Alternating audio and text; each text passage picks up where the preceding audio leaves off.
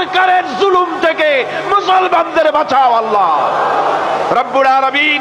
ভারত যে বাংলাদেশের সবচাইতে বড় দুশমন, একথা জাতিকে বোঝার তৌফিক দান করো আল্লাহ রব্বুল আলামিন। তুমি মেহেরবানি করে বাংলাদেশকে হেফাজত করো, বাংলার মুসলমানদেরকে হেফাজত করো। এখানে হিন্দু, খ্রিস্টান, বৌদ্ধ, চাকমা, উপজাতীয় যত রকমের মানুষ বাস করে, সকলকে সাম্প্রদায়িক মহব্বত নিয়ে, সম্প্রীতি নিয়ে, ভালোবাসা নিয়ে বসবাস করার তৌফিক দান করে দাও আল্লাহ। আয় আল্লাহ পাক, সিরাতের মাহফিল অনেকেই দোয়া চেয়েছে, কারো মায়ের জন্য, বাপের জন্য, রোগের জন্য দোয়া চেয়েছে। আল্লাহ যে যে ব্যাপারে দোয়া চেয়েছে তুমি প্রত্যেকের দোয়া কবুল করো আল্লাহ, প্রত্যেকের নেক নিয়ত কবুল করো আল্লাহ। আয় আল্লাহ, ভারত সরকার পুশব্যাক অপারেশন করে বাংলা ভাষী মুসলমানদেরকে, মুসলিম মহিলাদেরকে ধর্ষণ করতেছে। আয় আল্লাহ, মুসলমানদেরকে কষ্ট দিতেছে।